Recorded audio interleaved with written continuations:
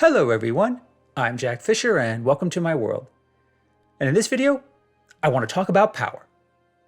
Not the kind that involves superheroes, magic, or even the power that drives our technology, including the device you're using to watch this video. That kind of power is all fantasy and function. Intangible for the most part, but measurable in effect. No, the kind of power I'm referring to is the kind that a person wields over another. Be it a parent over a child, a teacher over a classroom, or a ruler over a nation. Such power may be abstract in that you can't touch or measure it, but it's still incredibly impactful in the grand scheme of things. It's the kind of power that shapes, guides, and furthers our entire society. We are what we are today because of how other people have used power in the past. Many of the issues we face today are a direct result of people wielding such power within our current society. Hell, if you go back far enough, back in the days when all of humanity were just hunter-gatherer tribes, you'll still find cases of people wielding power over one another, for better and for worse. It's an admittedly heavy concept, contemplating power, how people wield it, and how it shapes our world, past and present. But it's a concept we cannot ignore, because those wielding power at this very moment will play a big part in how our collective futures take place. Again, for better and for worse. Granted, it's much easier to focus on the worst aspects of wielding power. People with such power tend to make the news, especially when they use that power to cause chaos, destruction, or oppression. You don't have to look too far to see authoritarians, despots, cult leaders, and gurus exploiting the power they wield over others. But I don't want to focus entirely on that either. Instead, I want to talk about power from a certain perspective. And to do so, I want to frame it in the form of another thought experiment. So with that in mind, consider the following question. How much power can one person effectively wield? Now, please note my choice of words in that question. I promise you, it was deliberate. Because we see people wielding power over others every day, be it our parents, our teachers, our bosses, or the local police. It's often unstated, so much so that we might not even give it a second thought. And in that sense, you might say that they're all wielding their power effectively. And as far as you know, they're not currently abusing it or exploiting you with it.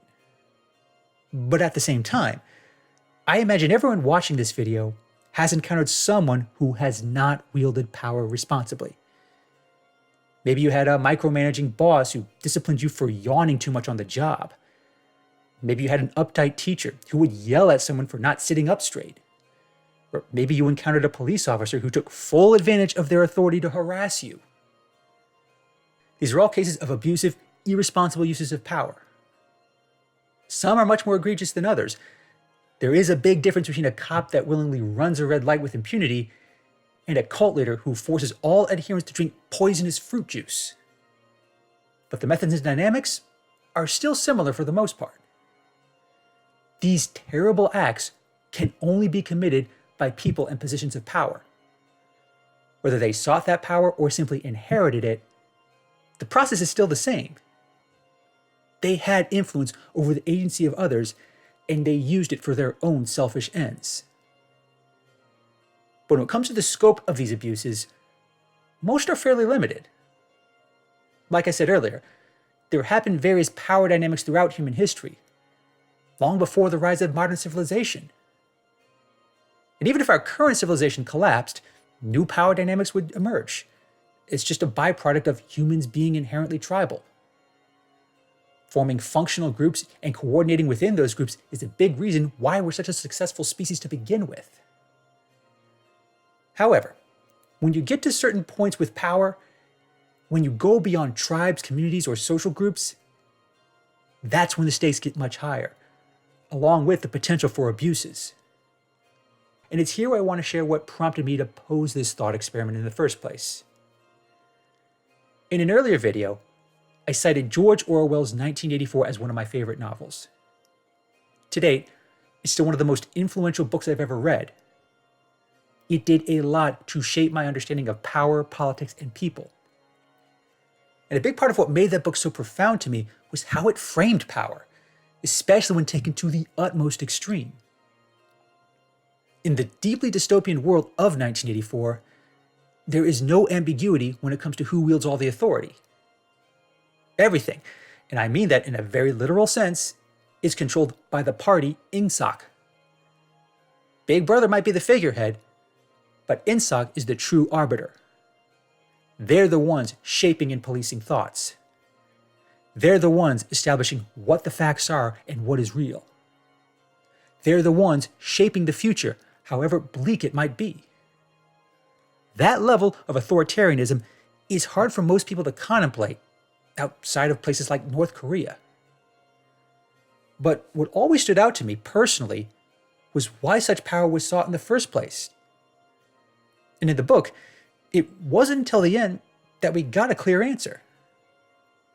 Through the main antagonist, O'Brien, we find out that the party only really has one endgame, and that's more power.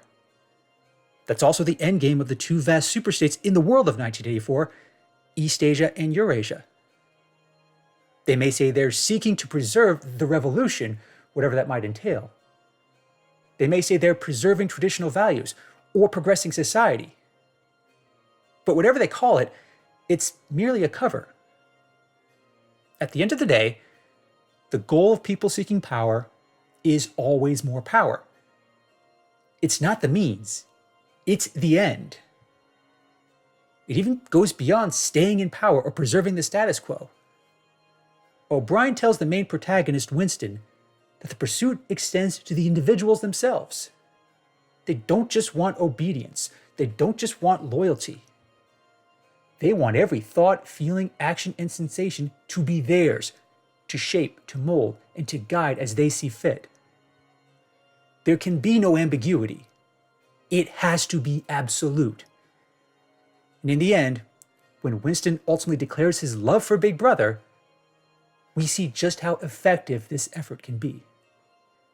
George Orwell painted a dark, frightening scenario, one that still haunts me to this day. And I think it's telling how often sales of this book tend to spike during certain geopolitical events. It's also revealing how terms like Orwellian and Big Brother have become part of our general lexicon. Granted, people do tend to misuse those terms and misunderstand the substance behind Orwell's work, but I digress. Over the years, as I've watched the nature of politics change, and as I've come to better understand books like 1984, I often find myself contemplating the nature of power within people. It would be easy to just repeat the old mantra that power corrupts. We hear it so many times and see so many examples, real and fictional, that it's practically a reflex. However, in posing this thought experiment, I encourage everyone to look beyond such simplistic sayings. Because just assuming power corrupts misses a lot of nuance. It's true that otherwise good people can become corrupt once they gain some measure of power. It's also true that some people can and do wield power effectively. In fact, we would not be where we are as a civilization if good, capable people didn't wield that power responsibly. There are instances in which giving someone more power didn't corrupt them. They just took that power and used it to do more good, or do what they were already doing, but more effectively. It can happen in large and small scales. Yes, you can find political or religious leaders who use their power to enact positive change. You can even find rulers of large nations and empires who use their power to improve the lives of their citizens. They may not be as noteworthy or as memorable in the annals of history, but they do exist. However, even those individuals are still subject to the same limits as every other human being, past and present alike. At the end of the day, they are still fallible, flawed people, always prone to making mistakes every now and then. And no matter how great they are at wielding power, they're still mortal. That means there will come a day when they will no longer be in power, either by death, by stepping down, or by being deposed by someone less scrupulous. No matter how powerful a person or a group might be, We all have expiration dates. That is a hard fact of life that even Big Brother can't change. So, given all those limiting factors, how much power can one person effectively wield in the grand scheme of things? In 1984, Orwell took it to an extreme. But even in the context of that story, the power of Big Brother was always a never-ending endeavor. And the fact that it takes so much power to control people on a large scale is indicative of just how hard it is to control people in general. Even when you have power on the level of Big Brother, it just takes so much to maintain. It almost seems unfeasible, as well as untenable. In the real world, it's also worth noting that even the most authoritarian regimes in history have all fallen at some point. George Orwell lived in the early 20th century. He saw the rise of Stalinist Russia and Maoist China. He saw how those regimes sought total control over people, society, and the truths that govern them. From his perspective, it might have seemed like they would never fall. But they did. Orwell himself didn't live to see the fall of the Soviet Union. But it still happened. And even before him, there were plenty of cases of emperors, kings, and repressive societies rising and falling.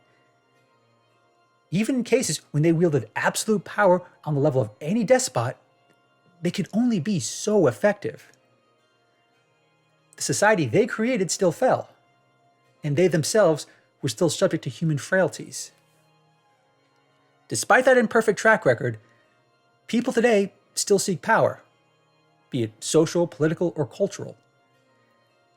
They may claim to do so in the name of higher values. Many may even sincerely believe in those values.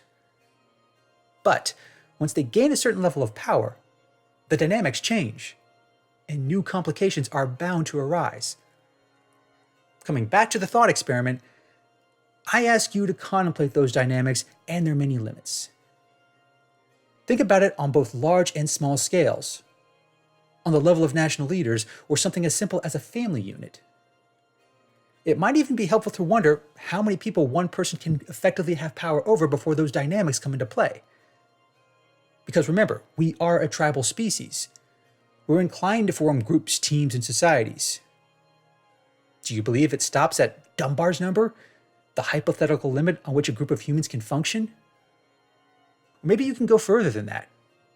Maybe you believe that it's just not possible or even ethical for humans to have power over one another beyond their immediate family or tribe.